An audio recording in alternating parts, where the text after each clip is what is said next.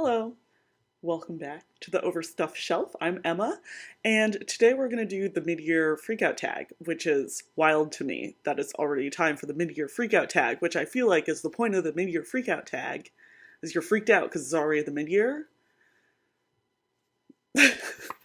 So maybe that's a common feeling. But anyways, it's that time, so we're going to do it. This is like one of my favorite tags of the year. I don't know why it's so perfect. I feel like if I'm going to make 2 videos in a year, it's going to be the mid-year freakout tag and like the best books I read in X year. So without further ado, I'll just get into the questions. The first question is, what's the best book that you've read so far in 2022? I have a couple. They're all nonfiction, even though I have been having a great reading year in terms of science fiction and fantasy and plotty genre-y books.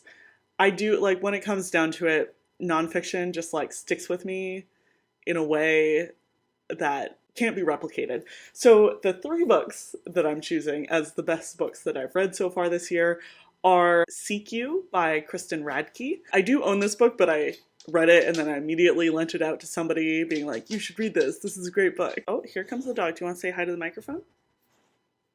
So Seek You is a graphic bit of nonfiction. Basically, I think of it as a number of vignettes about American loneliness. So the structure is sort of like an essay collection where she's covering different bits of American culture and how they relate to loneliness in some way. So she talks about cowboys and the expansion into the West. She talks about ham radio and amateur radio people. She talks about the laugh track. She talks about the experiments Harry Harlow did on little spider monkeys, separating them from their mothers, which was rough to read about. But anyways, I just think that this was such an unexpected hit. It was just a wonderful read, and I highly recommend anybody who's like considering picking up some graphic nonfiction, picking up this one because I loved it. It was great. The second one is also a bit of graphic nonfiction, and that is Persepolis. Persepolis is a graphic memoir written by Marjane Satrapi. In this book, she covers her childhood in Iran, basically during the Iranian Revolution. She comes from a family of, I guess, intellectuals and activists, so a lot of the violence that happened around that time very closely affected her family. But at the same time, you're getting her perspective as like from 10 years old on. So while there is a lot about the political conflict in the country at that time, there's also a lot about just being a kid and being a kid in these, I don't want to say unusual circumstances, because a lot of people live through events like these, but in a politically fraught environment. So I thought it was really wonderful, not only because I learned a lot about Iran during the 80s, but also because that childlike perspective where you do have sort of a juxtaposition of bad things happening to her family, like her uncle was a political prisoner, but then also her trying to go out and get like a Black Sabbath poster on the black market because that's like what she really cared about at that moment. And yes, it was a really fascinating read, a little dark, but there's some humor in there too, so it's not really a slog. And this is like a well-known wonderful book, and I finally just got to it, and yes, it is wonderful. I can confirm. So this was another favorite read of 2022. I almost said 2020 because nothing happened after 2020. We're in a time warp. Okay, the third book that I'm listing as one of my favorite books for 2022 so far is H is for Hawk, which is a memoir by Helen MacDonald. I'm sort of surprised that there are 2 different memoirs on here because even though I really love nonfiction, memoir isn't necessarily my favorite subgenre, but there were 2 hits this time. So H is for Hawk is a book by Helen MacDonald. It's basically the story of her dealing with the death of her father by obtaining and training a goshawk. So she is a Cambridge historian and really loved falconry and the history of falconry since she was a child. And she decided at that time that she was going to do it. And yes, I think that this is a memoir that somewhat defies categorization in a lot of ways. She brings in a lot of different elements from literature and history, and then her own experience, of course, and then there's a little bit of like science about birds thrown in there. So there's a lot of different elements to this memoir, but I always sort of shy away from grief memoirs because I think that they're going to be really maudlin or just a downer, you know what I mean? But this book was really surprised me in how much I loved it. Sorry, we're going slowly, so let's move on to the next question. The next question is, what's the best sequel you read in 2022? And I read this right at the beginning of the year, but I really loved Ancillary Mercy. So this is the third book in the Ancillary Justice series, and I think overall, Mackie stuck the landing. I'm not really going to talk about this book too much because I feel like when you talk about a sequel, you sometimes inadvertently spoil some things in the beginning of the series, but I did really enjoy the series. I think this series is actually sort of what set me off on my current genre fiction kick, because I just read that in a couple months and I've been on a roll ever since. Okay, number 3 is a new release that you haven't read yet, but you want to. And for me, there are 2 I want to talk about. The first is Lessons in Chemistry. I've heard a bunch about this. I think that it could be really up my alley, or it could rub me the wrong way because it's like talking about issues that frustrate me in our modern world, I guess. As far as I know, this book is about a woman who really wants to be a chemist, but because of the strictures of society at the time, I think it's supposed to be in the 1950s. So because of the societal strictures on her, she instead makes a cooking show where she incorporates a lot of chemistry, and it's supposed to be like a feminist blah-de-blah, which I love a feminist blah-de-blah, you know what I mean? I was hoping to read this in June because it's somebody's book club pick, and I'm not really good at doing book clubs, but I am trying to be better. But I have it on hold at the library, and it's like a 17-week waiting list, so definitely not going to get to that in June. Maybe sometime in the fall. We'll see.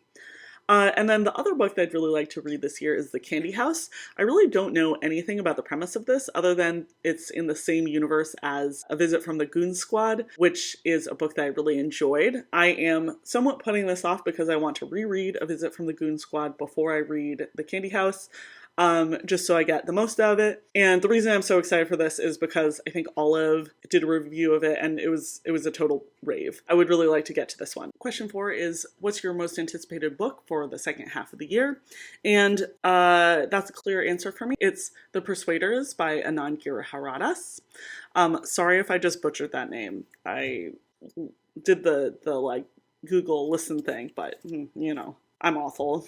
Anyways, even though this is my most anticipated book and I've actually pre-ordered it, I don't actually have a very good idea of what's involved in it. I think it's something about being persuaded, changing your mind about political things, which sort of sounds boring, but his last book, Winners Take All, was a book that really affected the way I think of wealth, taxation, and charity in the US. Which I sort of feel like his ideas on these things hit the mainstream a couple of years after Winners Take All was published. I don't think they're really revolutionary ideas now, but I think at the time they really changed the way I looked at billionaires. And yeah, so I just sort of like put my trust in the fact that this is going to be another good book that's going to like change the way that I think about things, and we'll see if that's true.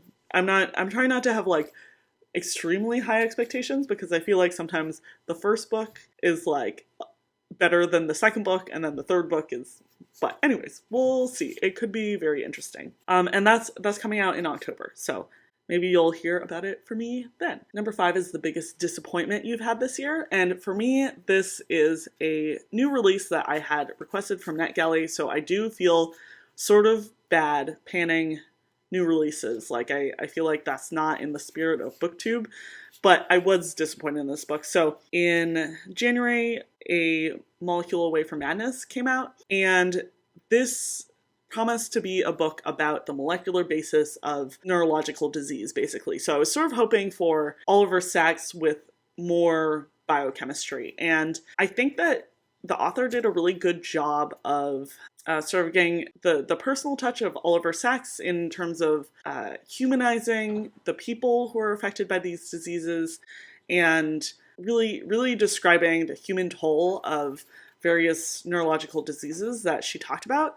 However, the molecular descriptions were They were bad. And I don't think that that's just because I know about biology. Like, I think that you can have a good basic description that actually is worthwhile. Like, I don't know, like I read science, not academic science. I read general nonfiction that is science oriented. And I have an appreciation for people who can really do a good, straightforward general description of the molecular underpinnings of things, which is like, I realize I think it's a lot harder. It takes a lot more practice than some other aspects of science writing.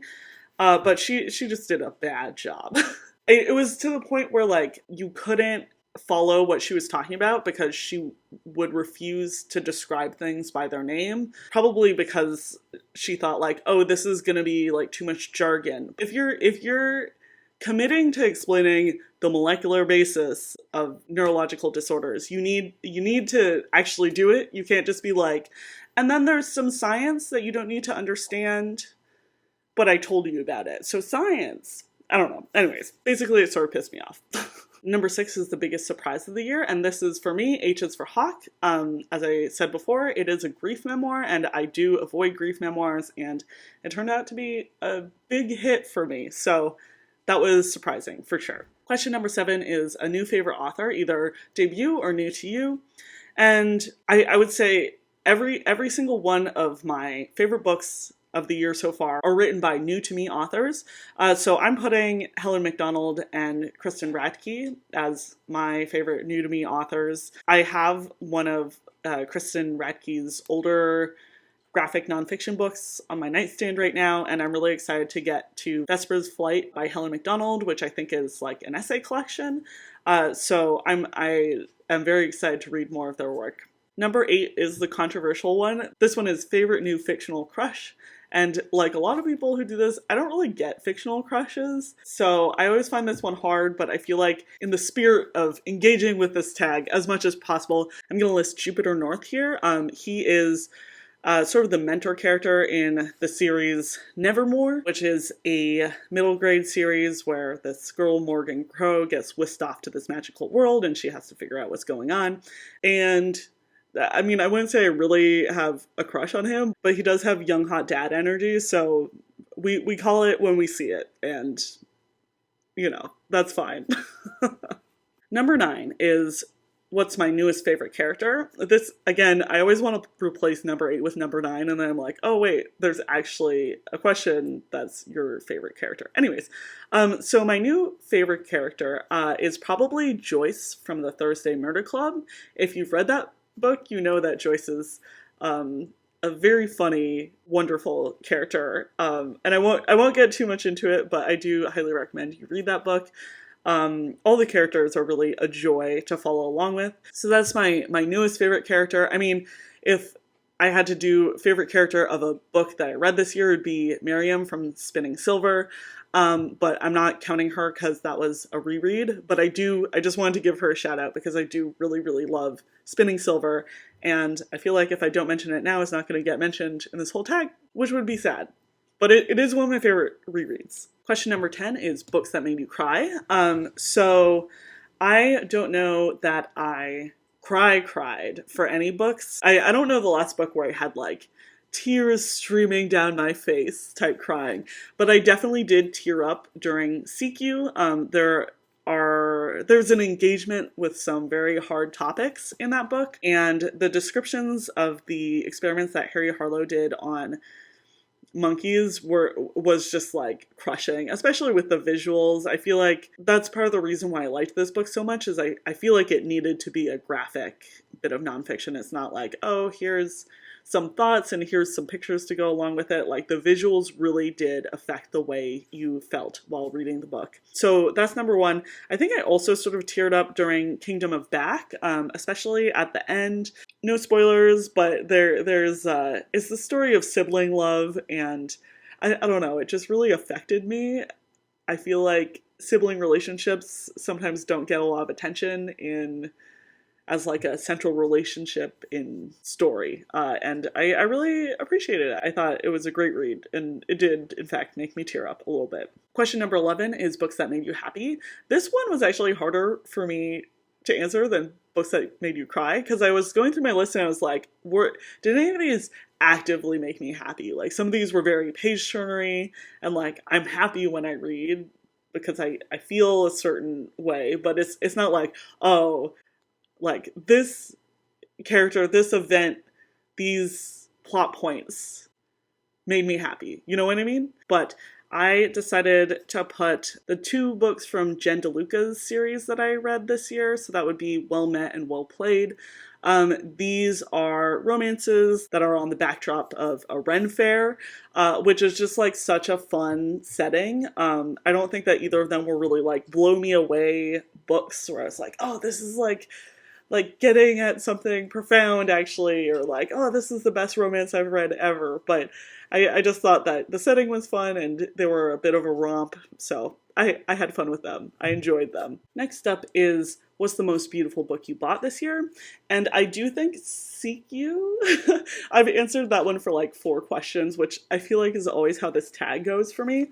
But I think that the cover of Seek You is really beautiful. I mean, again, I wish I had it with me so I could hold it up and be like, this and that. But it's not really like very arresting, but the longer you look at it, the more you like it, I think. And I really like the color scheme, and I feel like it gives you a mood. And like physically, you can't see it just from the cover here, but physically, like the color scheme of like the end papers and like the art inside, which I guess doesn't count, but all of that stuff I feel like just fits into this very consistent package for the theme and the topic, and it's really beautiful. So I think that's the most beautiful book that I bought this year. I think this is maybe a distant second, but it is one that I have on hand. So I do really like the cover of A Winter's Promise. I feel like this is a fantasy book, which I won't get into, but I do feel like the cover design on this is quite different from a lot of fantasies that you see. It's not really following a trend, but it's still very pretty, and I really like the line drawing on the cover. I honestly just sort of wish more fantasy books did design along these trends rather than like sultry elf man making sultry eyes, or like abstract flower designs. I don't know what I'm talking about, but this one, I like this one too. The last question is, what books do you need to read by the end of the year? And I'm going to do a bit of a cop-out for this because I have decided that this year I'm not really putting pressure on myself to read this or that. I am trying to read a little bit more off my shelves, which is always a bit of a struggle for me because I tend to prioritize library books, especially because the library books I get are frequently audiobooks, which I get through a lot faster. But basically, anything that you see back here is fair game. I got rid of a lot of the books that I had already read when I moved cross country because I just could not deal with the number of books I had. I got rid of like 40 to 60% of my library. So this is much reduced, but because of that, I basically, like, if you see any book back here, I probably actually haven't read it.